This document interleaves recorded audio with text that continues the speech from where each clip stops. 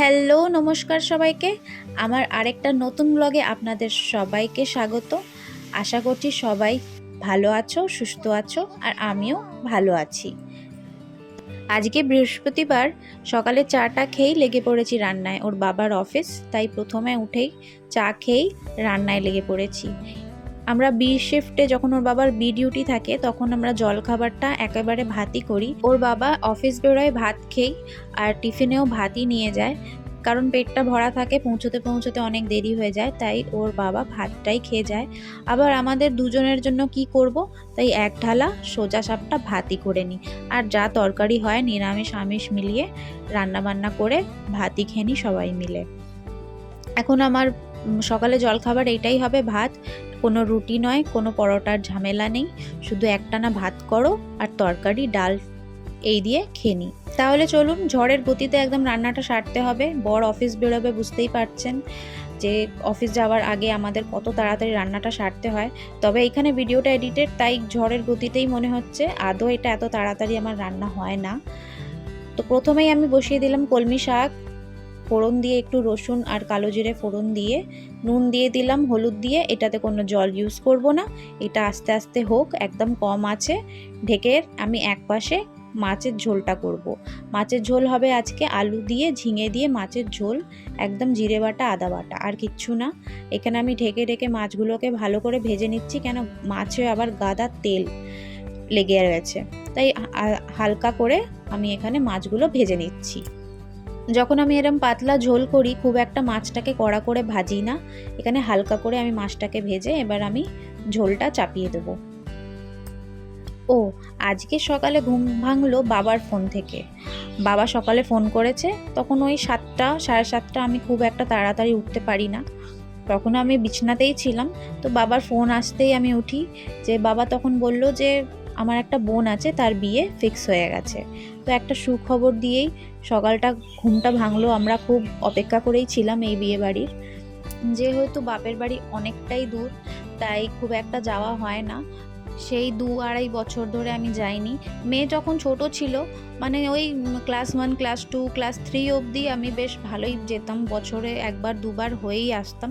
কিন্তু এখন মেয়ে অনেকটাই বড় হয়ে গেছে, 9-এ, এরপরে মাধ্যমিক দেবে, তো সেই হিসেবে স্কুল পড়া কামাই করা যায় না, তাই এখন যাওয়াটা খুবই কমে গেছে। কিন্তু এইবারে একটু বেশি কমে গেল, 2-2.5 বছর। আর নভেম্বর এলে প্রায় 3 বছর আমি বাপের বাড়ি যাব না।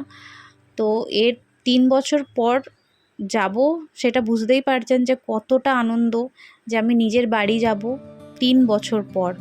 যেখানে আমি সারা জীবন মানুষ হয়েছি, যেখানে আমি সারা জীবন থাকতাম একসময়, সেখানে যেতে গেলেও আমার এত ভাবতে হয়, এত কিছু পিছু টানের কথা ভাবতে হয়, তাই না? এই যে যেই বোনটার আমি কথা বলছি বিয়ের, সে হচ্ছে আমার পিসির মেয়ে। এর একটা দাদাও আছে, তার মানে আমার পিসির ছেলে। অনেক ছোটোবেলায়, এরা অনেক ছোট ছিল তখন ওরা নিজের মাকে হারায়, আর পিসেও চলে যায়।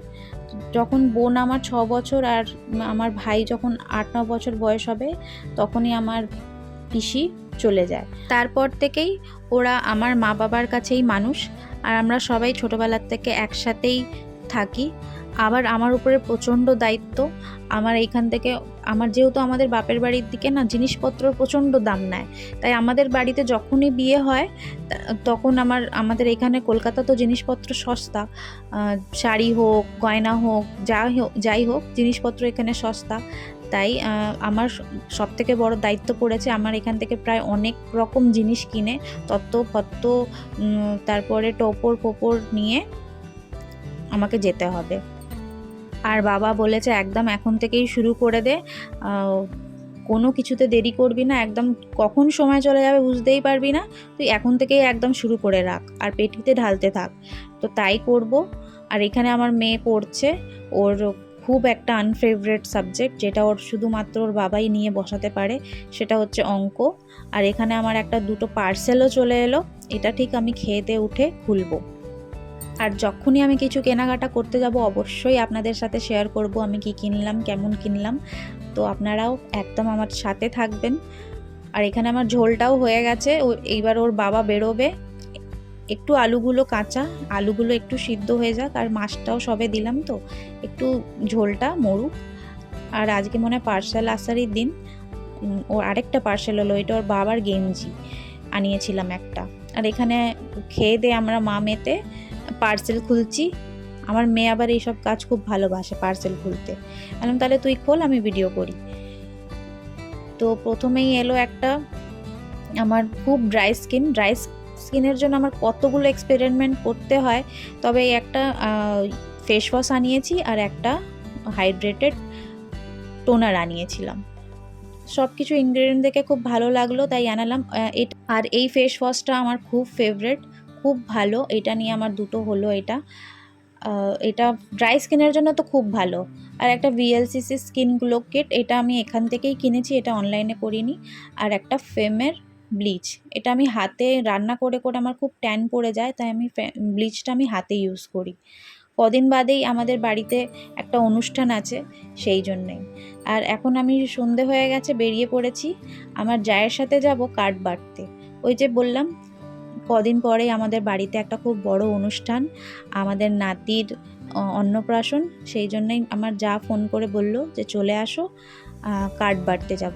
আর আজকে আমার চশমাটাও নেয়ার কথা, কদিন আগেই একটা চশমা পরতে দিয়েছিলাম, তো ওই চশমাটাও নিয়ে নেবো। আমারও দিয়েছিলাম, আমার জায়েরও দিয়েছিলাম। তো দুজনে মিলেই যাব, কার্ডও বাটা হয়ে যাবে আর চশমাগুলোও নেওয়া হয়ে যাবে। তাহলে চলুন, আমার জায়ের বাড়ি একদম কাছাকাছি ঢুকে গেছি।